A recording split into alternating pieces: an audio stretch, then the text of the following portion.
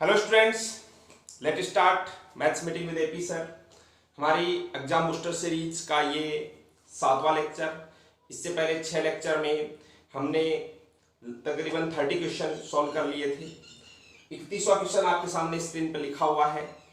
Okay, exam की दृष्टि से इंपॉर्टेंट क्वेश्चंस को यहाँ हम सॉल्व कर रहे हैं। साथ ही साथ आप लोग जो प्रॉब्लम मुझे व्हाट्सएप या टेलीग्राम पर सेंड करते हैं उन्हें भी मैं इन वीडियोस में सॉल्व करवाता हूं। ये क्वेश्चन भी किसी स्टूडेंट ने सेंड किया था। ध्यान से देखिएगा, मैट्रिक्स का क्वेश्चन है कि एक मैट्रिक्स है और ये मैट्रिक्स 3x2 ऑर्डर की है। साथ में यहां पर ए दे रखा है, यानी ये भी एक मैट्रिक्स है। इन दोनों का प्रोडक्ट इस मैट्रिक्स के इक्वल है। ओके, तो हमें ये ए फाइंड करना है। ओके, तो चलिए शुरू करते हैं इस क्वेश्चन को। हाँ,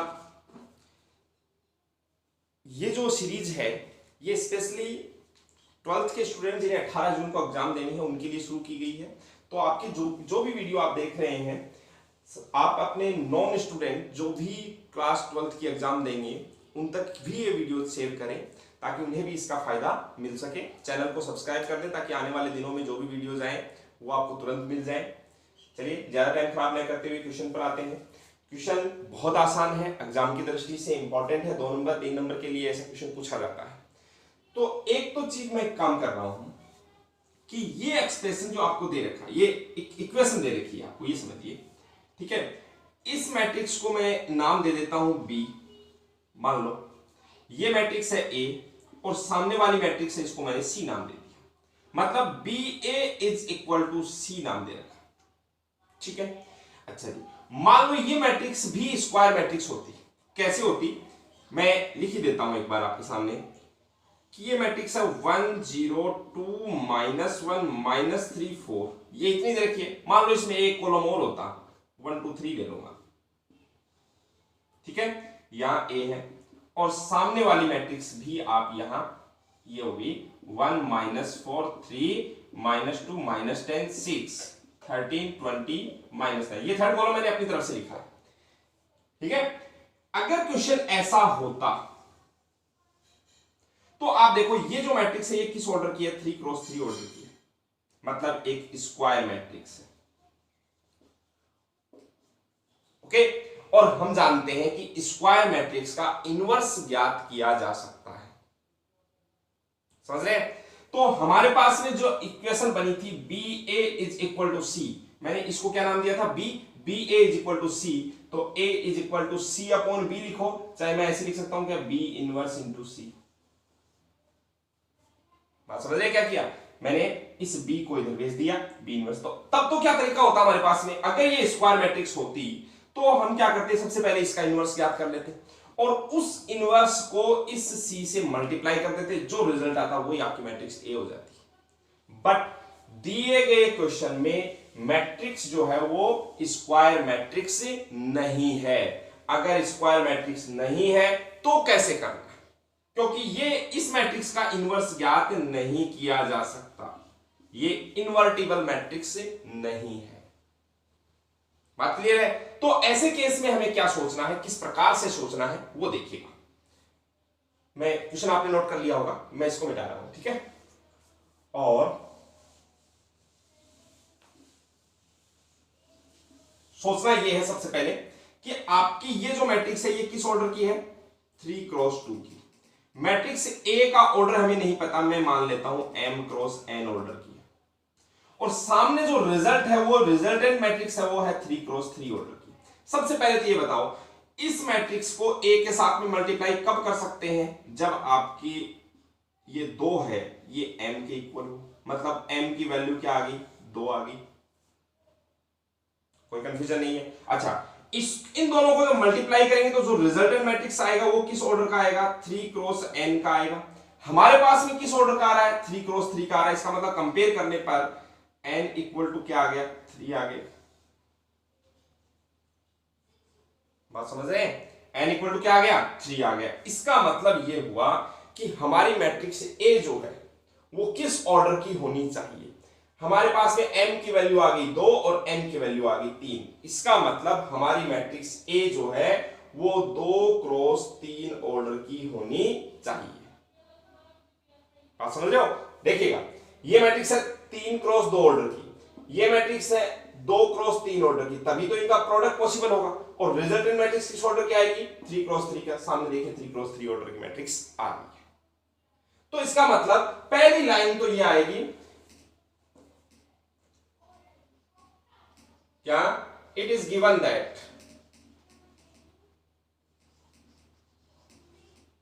पूरा सॉल्यूशन बहुत ही ध्यानपूर्वक नोट कर लीजिए। इट इज गिवन दैट यह दिया हुआ है कि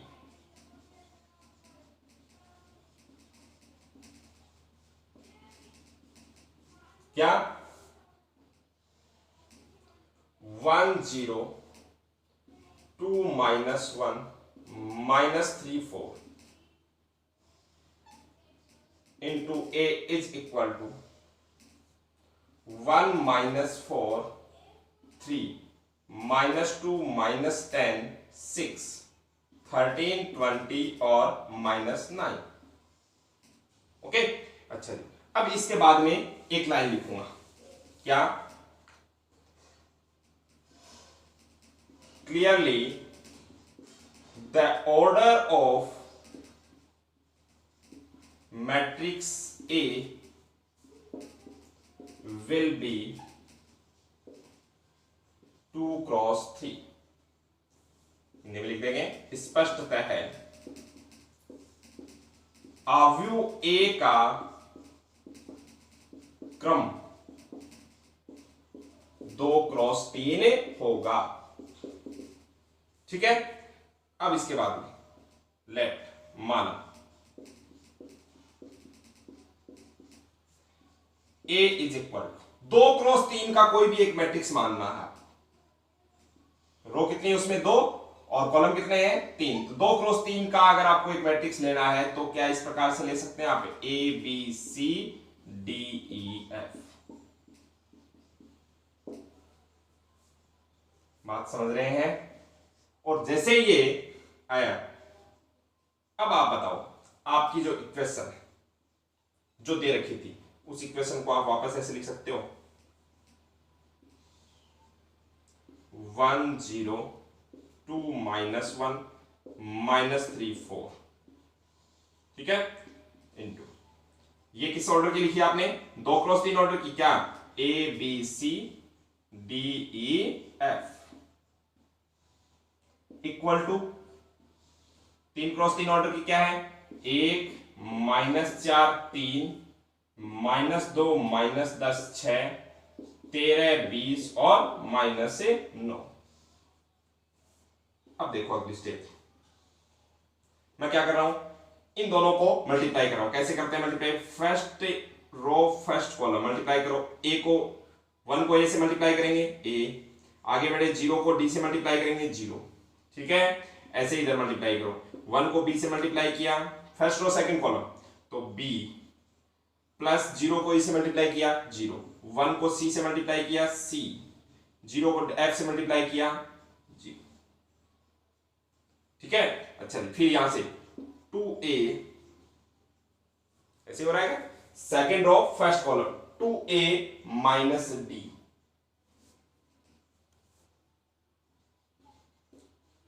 माइनस डी। यहां बताओ 2B माइनस E, इधर बताओ 2C minus F। Clear?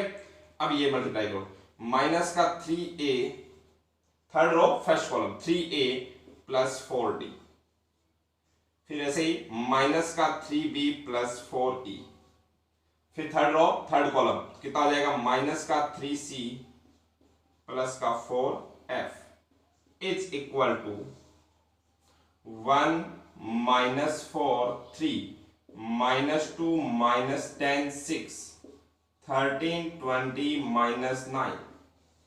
Okay, यहां तक आप नोट कर लें। ओके, अब नोट करने के बाद अब बताइए आप, दो मैट्रिक्स इक्वल है तो इनको कंपेयर किया जा सकता है, तुलना की जा सकती है। तुलना करने पर देखो A की वैल्यू कितनी आ गई 1, A is equal to 1, B की वैल्यू -4 तो B is equal to -4, C की वैल्यू 3, बस कॉरेस्पॉन्डिंग एलिमेंट संगत अवयवों की तुलना करनी है आपको। यहां से हो गया।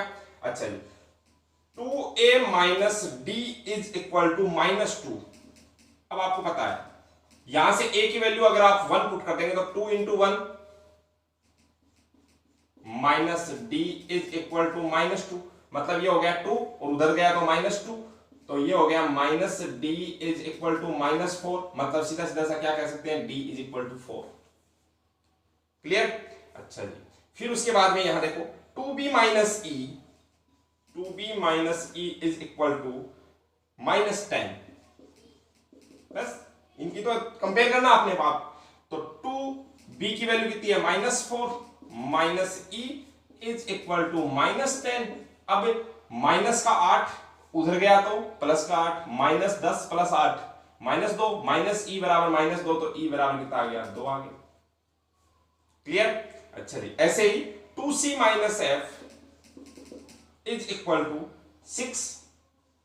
अब c की वैल्यू पुट कर दो, 2 into 3 minus f is equal to 6, तो ये कितना हो गया, देखो 6 इक्वल टू, इधर भी 6 है, 6 से 6 cancel out, f is equal to 0 आ गया। क्लियर हो रही बातें? ऐसे ही अब आ जाओ यहां पर माइनस का 3a plus 4d is equal to, ये किसके इक्वल होगा, 13 के। अब बताओ माइनस का 3a की जगह पर क्या पुट कर सकते हैं आप, 1 प्लस 4d इक्वल टू 13। अब ये हो गया माइनस का 3 उधर गया तो प्लस 3, 13 प्लस 3 16, और 4 से डिवाइड कर देंगे तो d इज इक्वल टू 4 आ गया।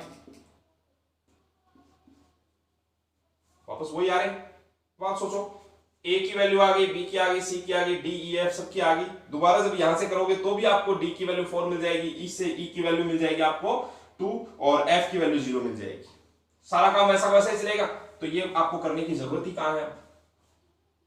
Okay, therefore a is equal to, बस अब आपका काम इतना सा है, a क्या माना था आपने, a b c d e f, तो a की वैल्यू पुट कर दो 1 -4 3, और d की वैल्यू कितनी आई, 4 2 0, ये आपका आंसर है।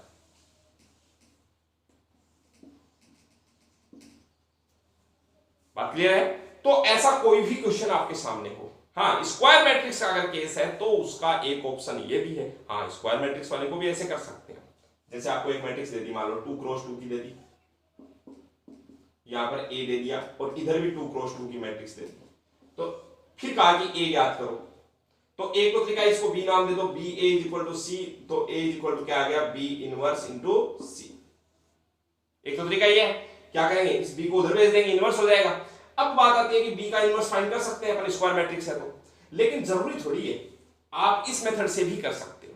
a को क्या मान लोगे, a b c d ऐसे मान के दोनों को मल्टीप्लाई करना है, फिर तुलना करनी है, वहां से small a small b small c small d की वैल्यू कैलकुलेट की जा सकती है।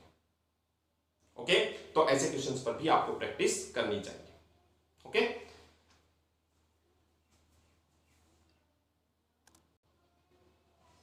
हाँ तो स्टूडेंट, नेक्स्ट क्वेश्चन, ये भी किसी स्टूडेंट की प्रॉब्लम है, बाकी मेरे भी कलेक्शन में था, बहुत अच्छा क्वेश्चन है। हल कीजिए, solve sine 2 cos inverse cot 2 tan inverse x is equal to 0।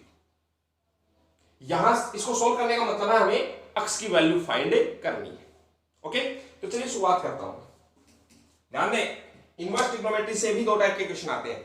एक तो क्वेश्चन आता है प्रूव दैट, सिद्ध कीजिए कि, उसमें क्या होता है, एलएचएस होती है, आरएचएस होती है, एलएचएस लेके चलते हैं, आरएचएस तक पहुंच जाते हैं। एक क्वेश्चन होते हैं जिनमें इक्वेशन दी हुई होती है, ये इक्वेशन वाला क्वेश्चन है। यहां आपको ये नहीं कि इसको 0 के इक्वल्स प्रूव करना है, नहीं, गलती करते हैं स्टूडेंट कई बार कि क्वेश्चन पढ़ते ही नहीं है कि पीछे क्या लिखा हुआ है, और लग जाते हैं जबरदस्ती उल्टे सीधे फॉर्मूले लगा करके equal to 0 LHS is equal to RHS, hence proved. गलत हो जाता है। ये क्वेश्चन समझिए कि क्या करना चाह रहा है कि सॉल्व करना है, it means find the value of variable, और वेरिएबल कौन है, x है। ओके, तो बहुत ही अच्छा क्वेश्चन है, राजस्थान बोर्ड की बुक में भी है और एनसीईआरटी में भी दिया हुआ क्वेश्चन है। तो ध्यान दीजिए, हमारे पास में जो दी गई इक्वेशन है उसको मैं यहां लिख देता हूं। क्या है अपने पास में, साइन 2, फिर बड़े वाला ब्रैकेट है, कोस इनवर्स, फिर कर्ली ब्रैकेट है, कोट, फिर छोटा ब्रैकेट है, 2 tan इनवर्स से x इक्वल टू 0। ठीक है, अच्छा सॉल्व करना शुरू करते हैं। सबसे पहले तो यहां से शुरुआत करो। 2 tan इनवर्स x का फॉर्मूला होता है हमारे पास, मैं फॉर्मूला लिख देता हूं साइड में। 2 tan इनवर्स x का फॉर्मूला हमारे पास में होता है tan inverse 2x upon 1 minus x square, 2 tan inverse x का। ओके, तो यहां पर मैं ये लिख देता हूं sin 2 cos inverse cot। 11 to 12 moving student भी ध्यान से देखिए, इनवर्स ट्रिग्नोमेट्री बड़े ही इंटरेस्टिंग टॉपिक है, ठीक है। बस फॉर्मूलों का खेल है पूरा पूरा, जिस प्रकार से ट्रिग्नोमेट्री आपने पढ़ी है।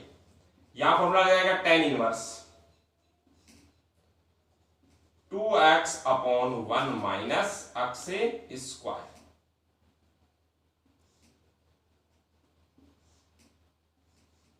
Equal to 0। मतलब इस 2 tan इनवर्स x की जगह पर मैंने ये फॉर्मूला अप्लाई कर दिया। ओके, अच्छा, अब हम एक फॉर्मूला ये भी पढ़ते हैं, जो जो काम में आ रहे हैं मैं साइड में लिखते जा रहा हूं कि tan inverse x is equal to cot inverse 1 upon x। Trigonometry में तो क्या पढ़ते हैं, tan theta is equal to 1 upon cot theta, ये पढ़ते हैं। बट यहां पर इस तरीके से पढ़ा जाता है tan inverse x is equal to cot inverse 1 upon x। मतलब tan इनवर्स के अंदर वाले को अगर पलट दिया जाए, सेम ये फॉर्मूला ऐसे ही बन जाता है कि cot inverse x is equal to tan inverse 1 upon x, दोनों एक साथ। अगर ये बात करें अपन कि tan इनवर्स के अंदर वाले को पलट देंगे तो tan क्या बन जाएगा, cot इनवर्स। बात क्लियर है? तो बस यहां से अगली जो स्टेप है वो आ गई sin 2 cos इनवर्स cot, इसे मैं cot इनवर्स में चेंज कर देता हूं, तो cot इनवर्स तो अंदर वाला पलट जाएगा। अंदर वाला पलटने का मतलब ये हो गया 1 minus x square upon 2x।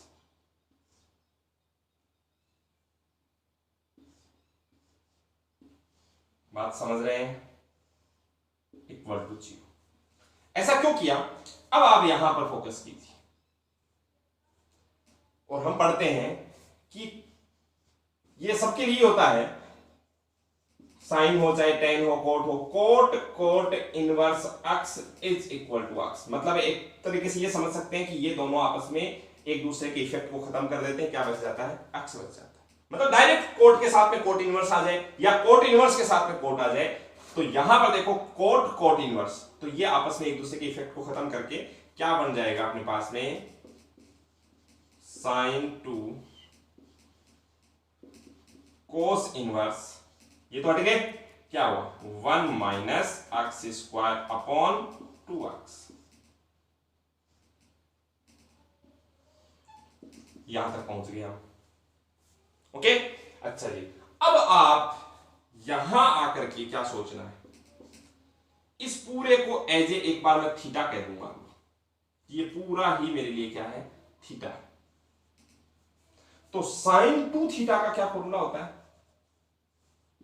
हम जानते हैं 2 sin थीटा cos थीटा, जानते हैं इजीली। तो यही काम मैंने यहां किया कि sin 2 और इस ब्रैकेट के अंदर वाले पूरे को मैंने थीटा कह दिया, तो sin 2 theta is equal to क्या हो जाएगा, 2 sin थीटा। थीटा का काम कौन कर रहा है, cos inverse 1 minus x square upon 2x। ये 2 sin थीटा और cos थीटा, तो cos और यहां पर है cos inverse 1 minus x square upon 2x is equal to 0। फिर यहां देखो, जैसे कोट इनवर्स x एक दूसरे के इफेक्ट को खत्म कर देते हैं, वैसे कोस इनवर्स x ये भी एक दूसरे के इफेक्ट को खत्म कर देंगे। क्या बचेगा, 1 minus x square upon 2x। बात समझ रहे हैं? अच्छा जी, तो एक काम, अच्छा एक और बात, ये एक कांस्टेंट है, कांस्टेंट से को इधर भेज देते हैं तो 0/2 0 हो जाएगा। इसको मैं पहले लिख देता हूं, क्या बनेगा है अपने पास में 1 minus x square upon 2x, और यहां क्या है sine cos inverse 1 minus x square upon 2x is equal to 0। अब एक काम जो यहां इस क्वेश्चन के अंदर सबसे ज्यादा जरूरी है समझना, वो बचा है।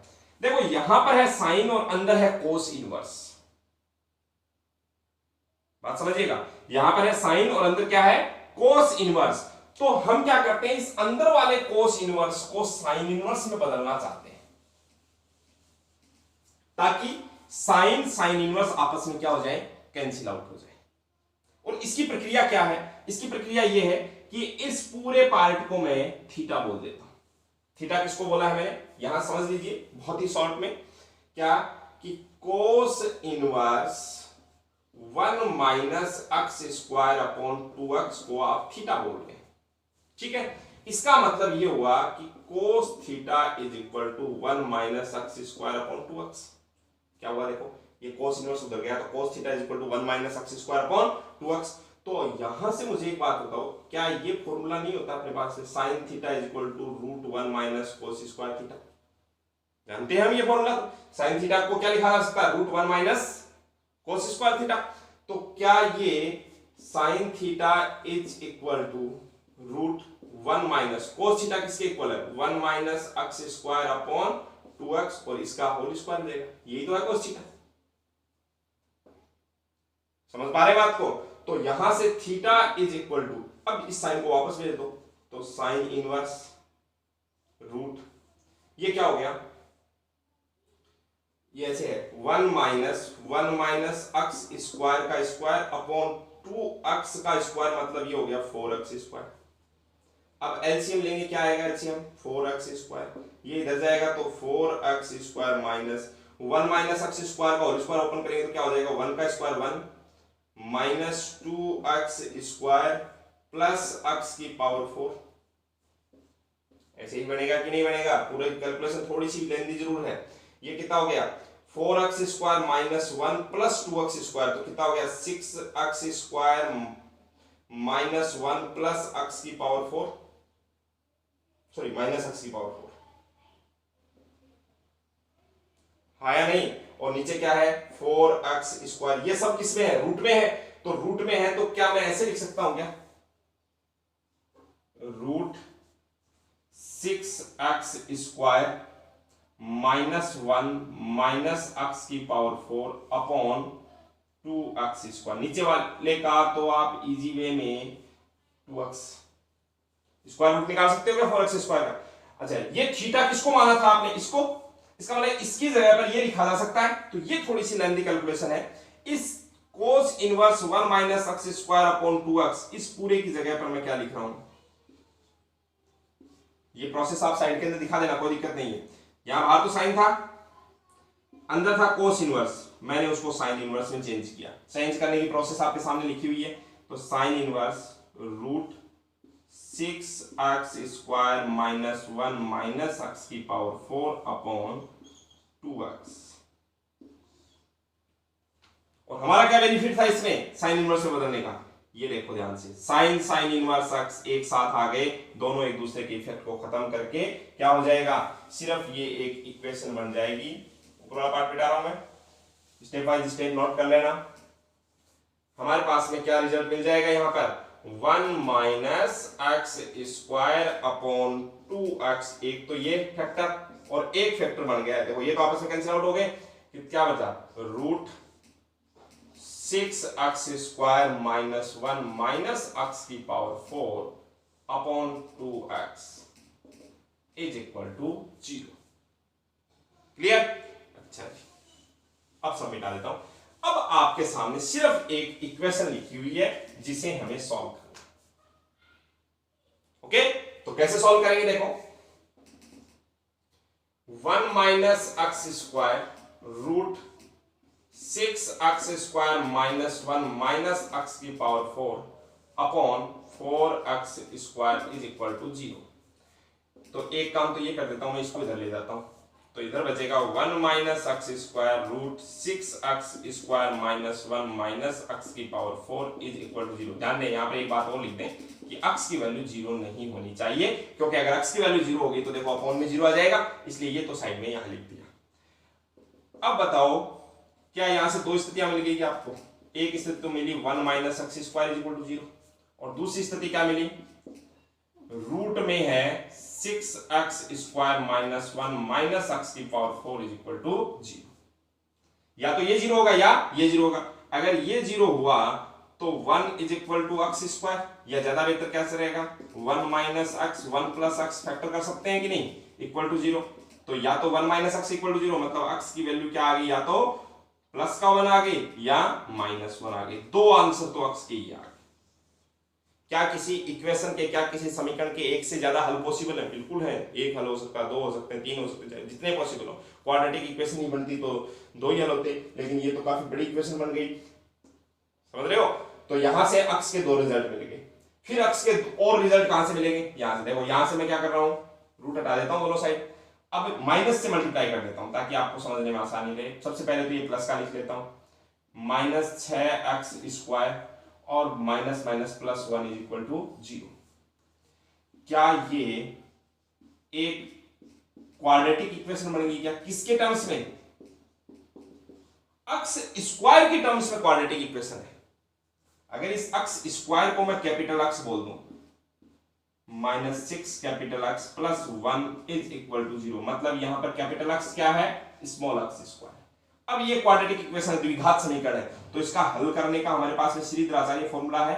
x is equal to minus B, मतलब माइनस माइनस 6 प्लस का 6 हो गया, plus minus root b², minus 6 का स्क्वायर कितना हो गया 36, माइनस 4ac, तो 4 गुणा 1 गुणा 1 कितना हो गया 4, और नीचे कितना आ गया 2a, a का काम कर रहा है 1, ये कितना हो गया 36 में से 4 माइनस हुए 32, और 32 का स्क्वायर रूट, 32 को लिख दिया आपने 16 गुणा 2, 16 का 4 होता है तो 4 रूट 2। क्या यहां से x इज इक्वल टू ये आ गया क्या 6, समझिएगा 6 को 2 से डिवाइड कर दिया तो 3 प्लस माइनस 2 रूट 2, हाँ कि नहीं। अच्छा जी, ये कैपिटल X किसको कहा आपने, स्मॉल x को, तो small x² is equal to 3 plus minus 2 root 2। सोचो यहां से एक बार प्लस लेओगे, एक बार माइनस लेओगे। अगर आप प्लस लेते हो तो आंसर आता 3 प्लस 2 रूट 2, ठीक है। अगर माइनस लिया तो 3 माइनस 2 रूट 2। अब सोचो 3 माइनस 2 और रूट 2 की वैल्यू होती है 1.414 समथिंग, ये चेक कर लेना चाहिए। अच्छा 3 में से ये कितना हो जाएगा 2.8 समथिंग ऐसे होगा। क्या ये पॉजिटिव बचेगा क्या? कई बार ये ऐसी स्थिति आती है कि हम कैपिटल X मानते हैं, स्मॉल x² को माइनस लेने से ये रिजल्ट जो आता है वो माइनस में आ जाता है। माइनस में आ जाता है, उस रिजल्ट को हम यहीं पर छोड़ देते हैं, क्योंकि हमें पता है स्क्वायर की वैल्यू नेगेटिव नहीं हो सकती। यहां पर दोनों पॉसिबिलिटी है, ठीक है, प्लस भी लेंगे और माइनस भी लेंगे। अब यहां से सोल्व करने का हमारे पास में तरीका क्या है वो देखिएगा। स्क्वायर इज इक्वल टू ये जो लिखा हुआ है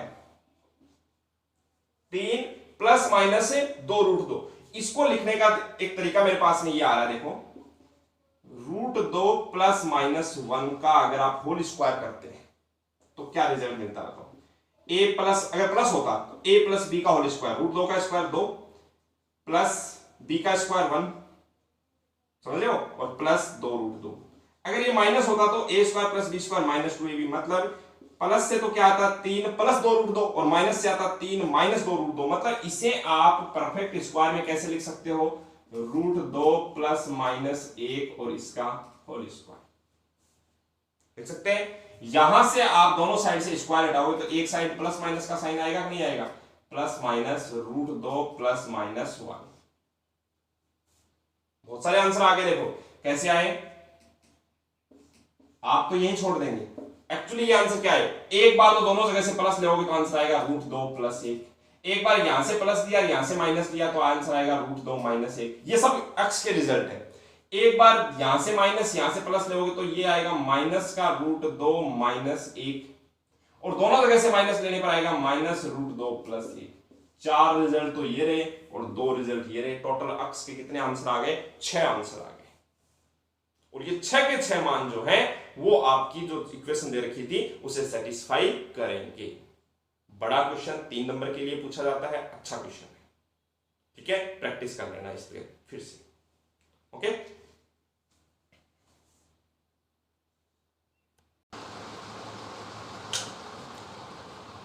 हाँ तो स्टूडेंट क्वेश्चन नंबर 33 बोर्ड पे लिखा हुआ है, प्रोबेबिलिटी का क्वेश्चन है। हिंदी मीडियम वाले स्टूडेंट इस क्वेश्चन को नोट करें, इंग्लिश मीडियम वालों के लिए मैं बोल रहा हूँ, साथ साथ लिखते रहें। क्वेश्चन में लिखा हुआ है ए थैले में 3 लाल और 4 काली गेंदें हैं, जबकि बी थैले में 4 लाल और 5 काली गेंदें हैं। इंग्लिश में लिखिए, bag A contains 3 red and 4 black balls, while bag B contain 4 red and 5 black balls. Okay, bag A contains 3 red and 4 black balls. Bag B, दोनों बैग्स को नाम दिया अलग अलग। Bag B contains 4 red and 5 black balls. Okay, one ball is transferred from bag A to bag B. One ball is transferred from bag A to bag B, and then a ball is drawn from bag B. क्या कहना चाह रहे हैं कि एक ball को bag A से bag B में आपने ट्रांसफर किया और फिर बैग B से एक बॉल निकाली। Okay, then one ball is drawn from bag B, which is red ball, जो कि लाल गेंद है। जो आपने निकाली है वो गेंद कैसी है? लाल है। What is the probability that the transferred ball is black?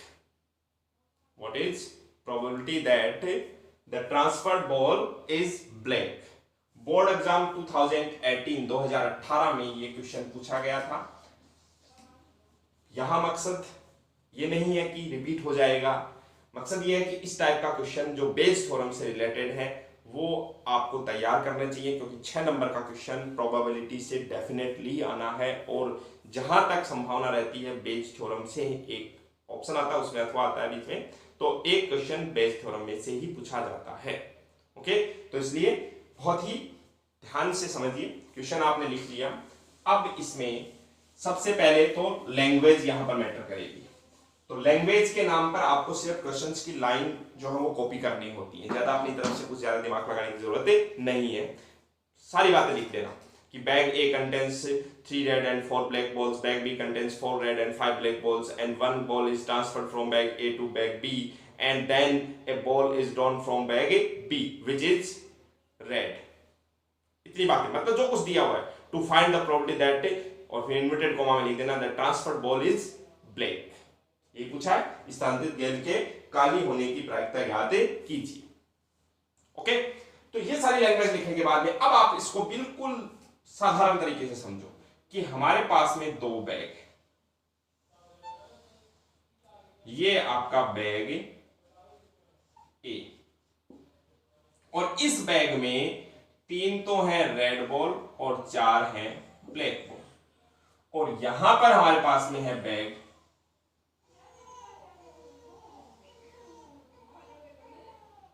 B. Bag B में हमारे पास 4 रेड और 5 ब्लैक बॉल। हमने क्या किया, एक बॉल ट्रांसफर कर दी।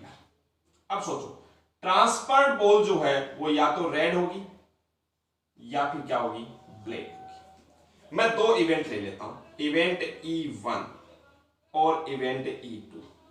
इवेंट E1 रिप्रेजेंट कर रही है कि the transferred ball is red, और इवेंट E2 कह रही है कि the transferred ball is black. E1 और E2, E1 किसको रिप्रेजेंट कर रही है, the transferred ball is red, और बी ये E2 रिप्रेजेंट किसको कर रही है, the transferred ball is black. Hindi में लिख सकते हैं, स्थानांतरित गेंद के लाल होने की घटना को E1 से और स्थानांतरित गेंद के काली होने की घटना को E2 से। अब सोचो, यहां से निकाली और यहां हमने रख दी, रखेंगे बाद में, पहले निकालेंगे। जब आप यहां से एक रेड बॉल निकाल रहे हो तो रेड बॉल के फेवर में कितने आउटकम्स हैं, 3, और टोटल कितने हैं, 7। सिर्फ इस बैग में रेड बॉल कितनी है, 3, और टोटल कितनी है, 7। तो अगर मैं यहां कहूं आपसे कि एक रेड बॉल के ट्रांसफर करने के जो चांसेज हैं, मतलब इवेंट E1 की प्रोबेबिलिटी है, क्या वो 3/7 होगी क्या? भाई ट्रांसफर कब करोगे? जब बैग 1 में से निकालोगे। अब सोचो क्लास 10th में ऐसे हमें क्वेश्चन होते थे, सिर्फ एक ही बैग होता है, इसमें बॉल है, ठीक है, और कहे कि रेड बॉल की प्रोबेबिलिटी बताओ, तो रेड बॉल की 3/7 और ब्लैक की 4/7। अभी तो यहां पर तो यही हो रहा है कि हम एक बॉल निकाल रहे हैं इसमें से और फिर इस बैग में ट्रांसफर कर रहे हैं। ओके, तो निकालने तक की बात करें तो रेड बॉल को निकालने की इवेंट को E1 नाम दिया है और ब्लैक बॉल को निकालने की इवेंट को E2 नाम दिया है। तो इवेंट E1 की प्रोबेबिलिटी है 3/7 और इवेंट E2 की प्रोबेबिलिटी है 4/7। ये फ्लो चार्ट अगर आपने समझ लिया तो बेज थ्योरम के question with in second solve कर लेंगे। कितना आ जाएगा? 4/7। यहां तक काम हो गया, एक बॉल निकाली है आपने, अब उस निकाली गई गेंद को बैग बी में पुट करना है। ऐसा ही तो काम है। बैग बी में जब आप बॉल रख दोगे, मान लो आपने एक रेड बॉल यहां से निकाल के यहां बैग बी में रख दी, तो अब इस स्थिति में बैग बी की स्थिति क्या है? बैग बी में रेड बॉल के नंबर्स बढ़ जाएंगे क्या? 5 तो रेड हो जाएंगी और 5 क्या है? ब्लैक है इसमें। लेकिन अगर आपने यहां से ब्लैक बॉल निकाल के इसमें डाली है, तो अब बताओ रेड बॉल तो जितनी थी उतनी की उतनी, और ब्लैक बॉल जो है वो बढ़ जाएंगी, कितनी हो जाएंगी? 6। ये दोनों स्थितियां पॉसिबल है। अब आगे आप क्या कह रहे हो कि ये बैग बी की स्थिति है, या तो बैग बी में 5 रेड और 5 ब्लैक हो जाएंगी, या बैग बी में 4 रेड और 6 ब्लैक हो जाएंगी। अब बैग बी में से एक बॉल आपने निकाली जो कि क्या है? रेड में। इवेंट नाम दे देता हूं F। ये इवेंट F किसको रिप्रेजेंट कर रही है? जो बॉल आपने निकाली है और जो कि कैसी है? रेड है। रेड बॉल के निकलने की इवेंट है। अब सोचो, रेड बॉल पहले आपने यहां से उठा के यहां रेड बॉल निकाल दी और अब एक रेड बॉल निकाल ली, क्या ये पॉसिबल है कि नहीं है? तो रेड बॉल के केस में रेड बॉल निकालना, एक केस तो ये बन गया, और एक केस है यहां से तो आपने ब्लैक डाली थी और इधर से निकाली क्या? रेड। तो अब ये स्थिति जो बनी उसको मैं ऐसे रिप्रेजेंट कर देता हूं। पहली स्थिति देखो, रेड बॉल वाली इवेंट को हमने क्या नाम दिया? F। कब?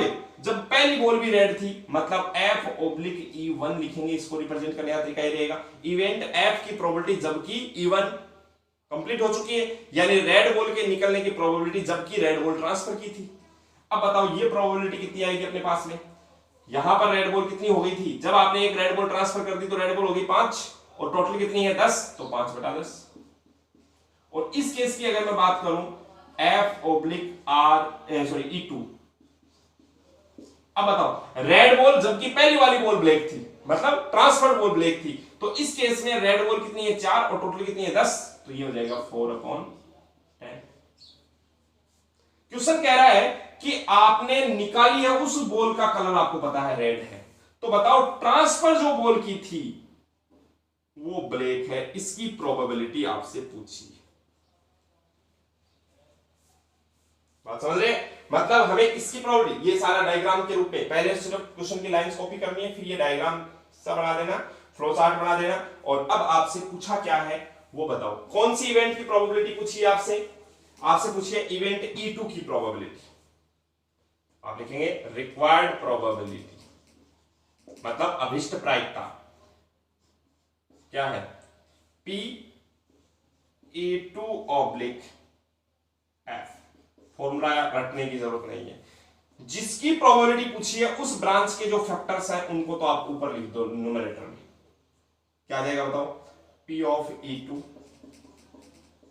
इंटू P/F/E2, और नीचे आएगा देखो वो वही फॉर्मूला, फेवरेबल मतलब जिसको रिवर्स कर रहे हो वो फेवरेबल, और टोटल 2 ब्रांच बनी है तो दोनों ब्रांच लिख दो। E1 into P/F/E1 plus P/E2/F/, formula लिखा, बस फॉर्मूले में वैल्यू पुट करो। क्या ऊपर तो क्या आएगा? 4/7 इंटू 4/10, 4/7 इंटू 4/10, और नीचे टोटल यानी 3/7 इंटू 5/10 प्लस 4/7 इंटू 4/10। ध्यान देना कैंसिल आउट कैसे हो रहे हैं, ये 7 10 7 10 7 10 हर जगह से कैंसिल आउट। ऊपर क्या बचा? 16 अपॉन ये हो गया 15 और 16, कितना हुआ 15 और 16 31, या का आंसर। बात समझ रहे हैं? तो ये इस टाइप के जो क्वेश्चंस हैं उन पर भी आपको अच्छे से प्रैक्टिस करनी है, गलत नहीं होना चाहिए। ओके, चलिए इसे नोट कर लेना। एक क्वेश्चन मैं आपको दे रहा हूं, इंटीग्रेशन से रिलेटेड है, क्वेश्चन नंबर 34। और ये क्वेश्चन आपको जो अपने इंटीग्रेशन वाली वीडियोस हैं उनमें मिल जाएगा पीछे, इसलिए मैं ज्यादा इस पर वो नहीं कर रहा कि आप खुद कर सकते हैं इस क्वेश्चन को। क्वेश्चन है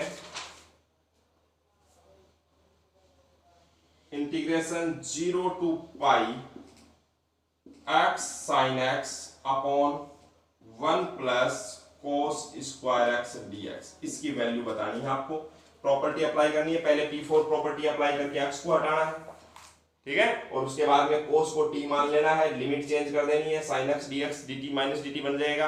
प्रॉपर्टी अप्लाई करके इसकी वैल्यू कैलकुलेट करनी है, ठीक है। एक तो ये हो गया। एक और क्वेश्चन नंबर 35 इसको कह रहा हूं मैं, और वो मैट्रिक्स से रिलेटेड है। क्वेश्चन मैं आपके सामने लिख रहा हूं,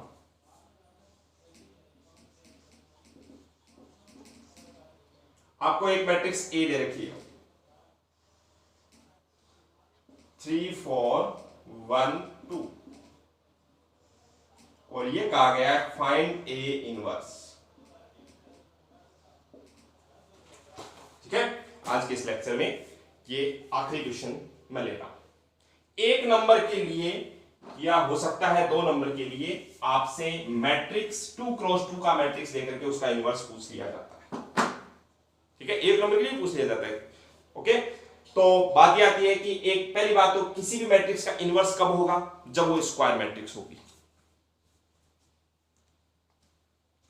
क्या आपकी मैट्रिक्स स्क्वायर मैट्रिक्स है? बिल्कुल है यहां पर। अच्छा जी, तो तरीके से देख लीजिए।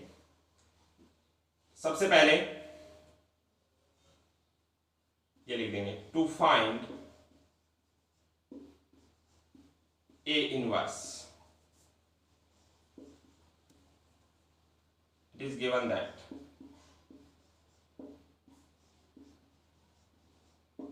11th to 12th मूविंग जो स्टूडेंट हैं ये वीडियो देख रहे हैं, वो आपको एक मेथड मैंने बताया था कैरेक्टरिस्टिक इक्वेशन से इनवर्स फाइंड करना, आप कोशिश करना उस मेथड से भी। ए इनवर्स लिख देना एक लाइन, ए इनवर्स याद करने के लिए दिया हुआ है कि ए बराबर ये, और इसका ऑर्डर भी लिख दो, ये 2 क्रॉस 2 का, ताकि क्लियर हो जाए कि एक स्क्वायर मैट्रिक्स है, इसलिए हम इसके इनवर्स की बातें कर सकते हैं। फिर एक और बात है, सभी स्क्वायर मैट्रिक्स के इनवर्स भी पॉसिबल नहीं है। अगर आपकी मैट्रिक्स ए है तो उसके लिए आपको सबसे पहले डिटरमिनेंट ऑफ ए कैलकुलेट करना पड़ेगा। डिटरमिनेंट ऑफ ए क्या है? 3 4 1 2, ऐसे हो जाएगा, क्रॉस मल्टीप्लाई कितना 6 माइनस 4 मतलब कितना आ गया 2 इज नॉट इक्वल टू 0, और ये किसकी कंडीशन होती है? Not equal to 0, non singular matrix.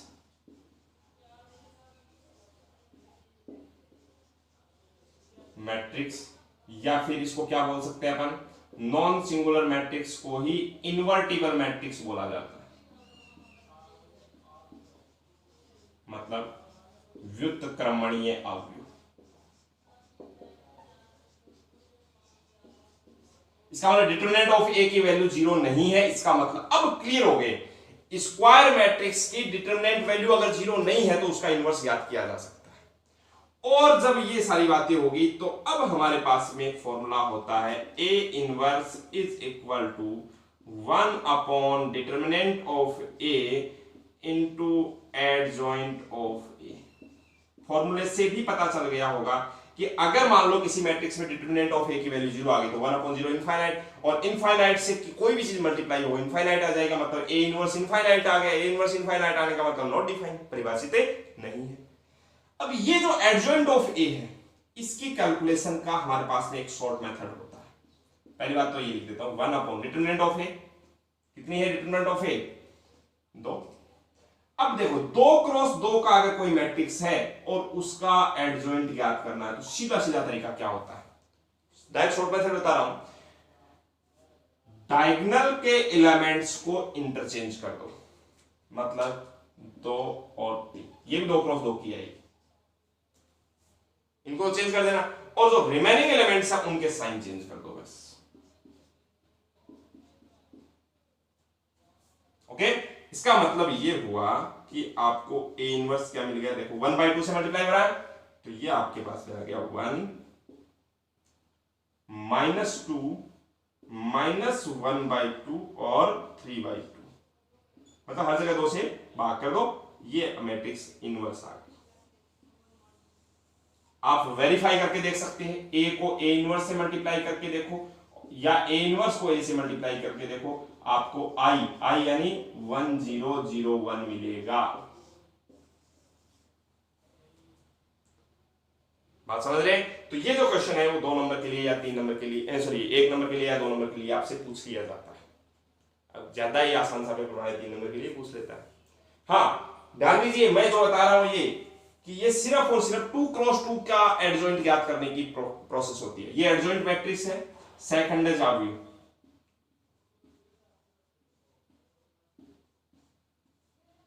11th वाले स्टूडेंट अगर सोच रहे हैं कि ये कैसे क्या होती है, तो जो नेक्स्ट लेक्चर अपना एक टॉपिक चल रहा है मैट्रिसेस एंड डिटरमिनेंट, आव्यूह और सारणिक, उसमें टोटल 8 लेक्चर हो चुके हैं।